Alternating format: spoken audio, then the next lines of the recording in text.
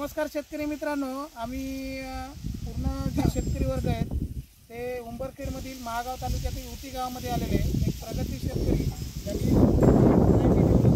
बऱ्याच हजारो शेतकरी वर्गांना ती भरायच्या वाण घेत राहिले। आज त्यांनी यावर्षी जे वाण उपलब्ध केलेलं आहे आणि त्याचं जे ट्रायल बेसवर यांनी तयार केलेले वाण खूप सुंदर, आम्ही 2.5 फुटाचं बी पाहिले आणि आता या याच्यामध्ये 3 फुटाचं पाहिले।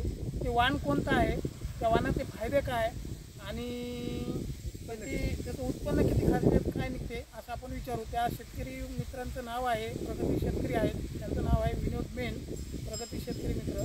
तर त्यांच्याशीच चर्चा करू। नमस्कार, तुम्ही आम्हाला हे वाण कोणतं आहे आणि याची काय खासियत आहे आम्हाला सांगा। आता हे जे वाण आहे हे वाण आहे सिलेक्शन नवरदेव 48 आणि या वाणाचं वैशिष्ट्य म्हणजे 48 नाव याच्यासाठी ठेवलं।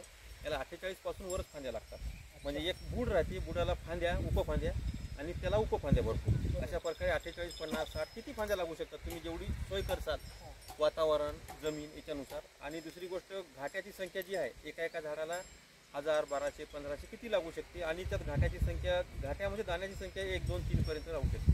तर अशा प्रकारे आपण किती दाणे आपण त्यात तयार करू शकतो आणि त्या व्हरायटीमध्ये दाण्याची संख्या त्याचा गुणच आहे तसं, त्यात दाण्याची संख्या भरपूर आहे। आणि विशेष म्हणजे तुम्ही हा प्लॉट कुठेही पहा, तुम्ही तिकडचा 2.5 फुटावरचा पाहिला, 2 मजला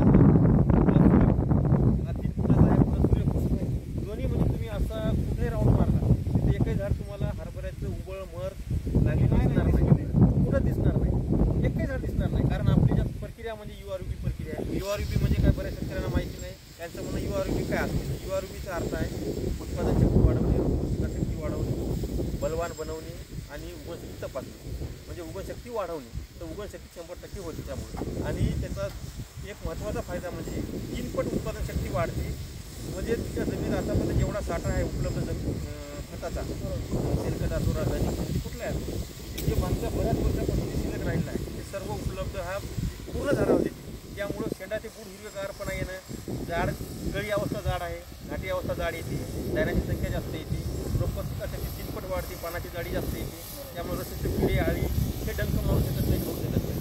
आणि बलवान बनवल्यामुळे आपल्याला कोणता रोग नाही येणार नाही आणि उत्पादन जास्त येते आणि उगवणशक्ती 100% होते। कारण दाणा जाड असल्यामुळं जी उगवणशक्ती आहे 100% होते। कारण तुकाराम महाराज म्हणजे रसारो गोमती शुद्ध बीजापूर बळीला सांगणार त्याचा हा प्रकार आहे। तर त्यासाठी ज्वारी बनते असं होऊन आणि आपण अशा प्रकारे नियोजन आपण केलेलं आहे।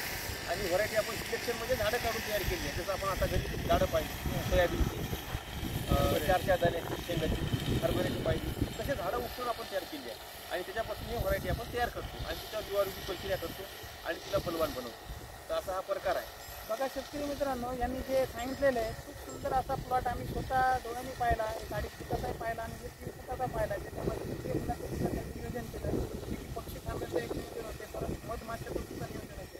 तर माझं एकच म्हणणं आहे शेतकरी वर्गांना, असं नवीन शोध करत राहा आणि यांच्याकडे जी काय व्हरायटी आहे किंवा जे काय वाण आहे खरंच याचं उत्पन्न आहे की नाही, यांचा जो यूट्यूब चॅनलला तुम्ही जाऊन बघू शकता। यांचं प्रत्येक यूट्यूबला प्रत्येक इत्थंभूत माहिती त्यांनी टाकलेली आहे। तर असंच प्रगती शेतकऱ्यांना आपण फॉलो जर केलं तर तुमचंही उत्पन्न तुम्ही वाढवू शकता।